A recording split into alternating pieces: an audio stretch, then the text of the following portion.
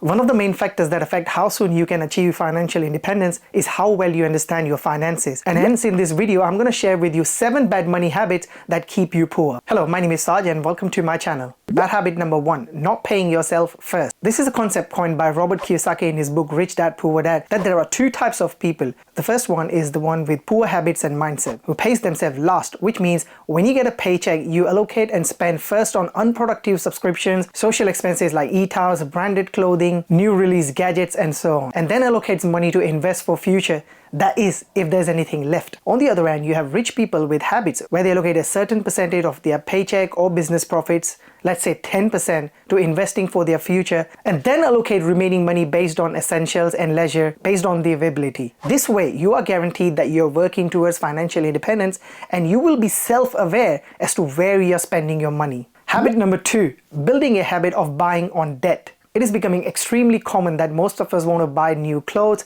overspend on night out as soon as the weekend arrives, and not to forget a new iPhone every year, new cars to look cool and impress others. Credit card companies want you to buy things that you can't afford because that's how they make most of their money. However, use them only when you know you can pay them in full every month and not so that you can spend today and pay later. The average rate of credit card is around 17 to 25%, which outweighs any form of rewards, cashback and other goodies you get for using them. Use credit like rich to leverage your journey to financial independence and not to fall in spiral of debt. Credit cards are a great tool if you use it wisely to get cashback, air miles and so on. And I buy almost everything with my credit card. However, I make sure that I spend only what I can afford to pay in full at the end of the month. Use credit cards to your advantage, as it also helps you to improve your credit score. Habit number 3, not knowing your income versus expenses. If you fail to plan, you plan to fail, is a quote from Benjamin Franklin that could also come handy with your finances. What it means is if you don't create a financial plan as to how you're going to allocate and use your hard-earned money, then how would you ever achieve financial independence? It is a very known fact that as your income increases, so do your expenses. A bigger house, a better car, and so on. It is a cycle which is a recipe for disaster.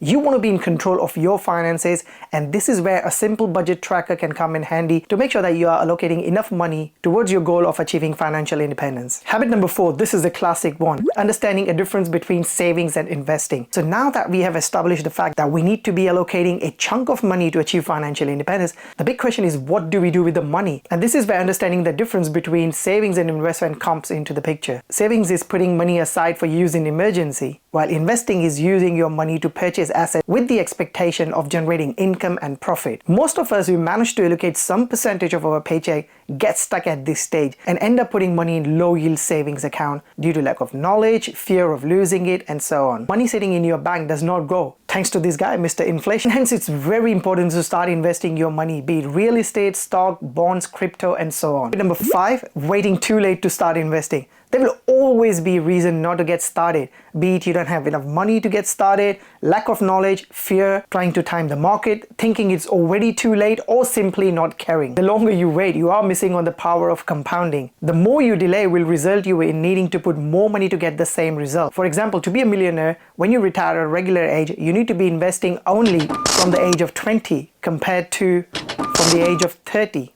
Although I personally believe you should set up yourself to retire in 30s and 40s, but that's a topic for another video. The new age tech and apps allows you to start investing from less than $10 or £10, and hence you should start as early as you can. You'll find links in the description below for Trading 212, with which you can get a free share worth up to £100 as a sign-up bonus. Habit number 6, taxes. Another habit that keeps you poor is not knowing how to save taxes. Whether you are in UK, US or elsewhere in the world, take advantage of the tax-free investing options like Roth IRA, ISA. For example, in UK, you can deposit up to £20,000 every tax year in stocks and shares ISA with Vanguard, Trading 212 and so on. And you can invest these funds into stocks, index funds that track S&P 500, and the returns on all of these investments are tax-free for life. If you have never invested and you want to get started, make sure to check out my full beginner's guide video. Habit number 7, which is credit history. Another habit that keeps you poor is not maintaining a good credit history. Be it getting a mortgage for your house, or getting a decent car or finance,